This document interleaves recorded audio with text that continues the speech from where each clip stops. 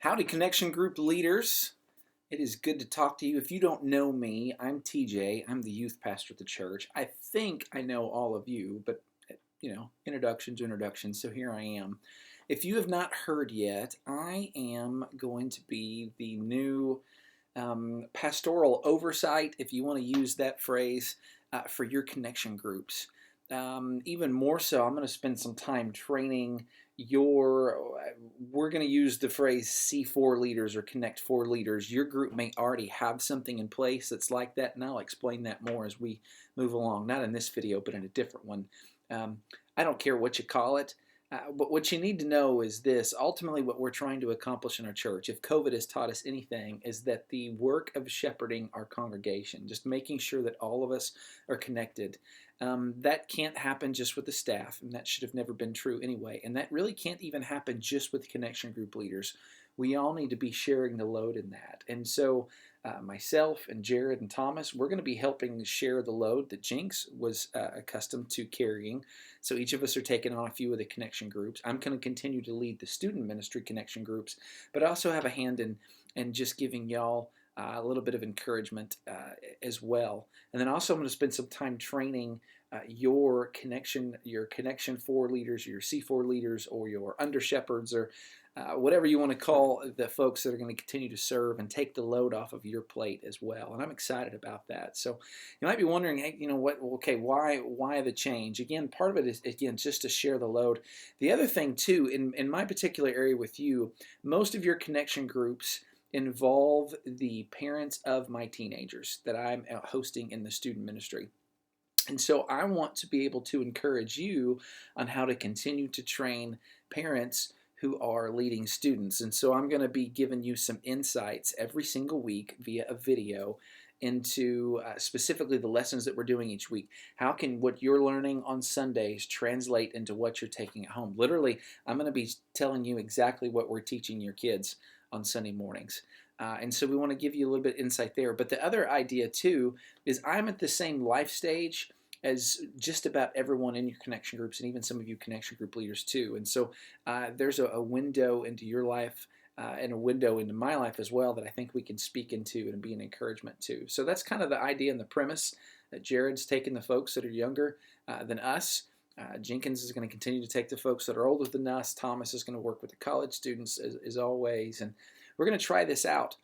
I don't know that it's going to go perfectly, but I am more than confident that it's worth the pursuit, and I'm excited about the opportunity. And so truly, the way this is going to operate, guys, every Thursday, just like I've done for my connection group leaders, the student connection group leaders, every Thursday I'm going to send you a video just like this, with the exception of during the prayer study, which I'm really excited about the prayer study. I hope you've already gotten your prayer guides to lead your connection groups through that. If not, please contact us. We want to make sure you get one of those. I'm not going to send you a video during the prayer study because that's already a video-based study. That would be silly, and I'll still touch base with you every week in some form or fashion. But when we get into our new curriculum, which I'll talk more about in the coming weeks, every Thursday I'm going to send you a video, and it's going to give you a little bit of insight into the Scripture itself that hopefully will be a help and encouragement to you as you're teaching your class. Again, and also be peeling back the veil a little bit. You know exactly how we're training the students so parents can better have those conversations at home, which is a huge goal of mine. And again, we just want to continue to build some uniformity in the church and in our messaging. And so I'll send that to you every week. I do a video so that you can come to that at your own time. They'll always be 5 to 7 minutes at the most. And some of you are going, yeah, TJ, we've heard you preach.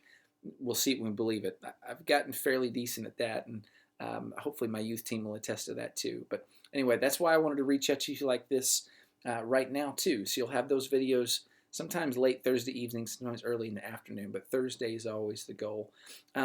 Just a couple of final encouragements to you. Let me encourage you to take advantage of Sunday mornings or Wednesday nights right now. If you have not heard, the student ministry and the children's ministry is still meeting on Sunday mornings. We're meeting outside the building, outside the LC, at 10 o'clock on Sunday mornings. And when I say take advantage of that, if your kids are already meeting, that might be an awesome time for you to continue to meet with your group, either in person, also outside the building. There's still lots of shaded areas where you can do that. Or it's a good time for folks to jump on Zoom and have a good conversation together, even if it's broken up into smaller groups. So truly take advantage of that time. Or if you wanted to use Wednesday night, I'm still meeting with students on Wednesday nights. That is happening up in the loft, and a few of you have already done this anyway because it happens from 6 to 7, so it's a smaller time frame than what we're normally doing. But you've used that just to have a simple small group time.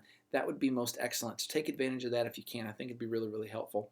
Last thing I want to tell you too, I'm going to put my contact info in this email. Please don't ever hesitate to call me. I would love to visit with you either via telephone or in person very, very soon, but I wanted to make the first outreach this way.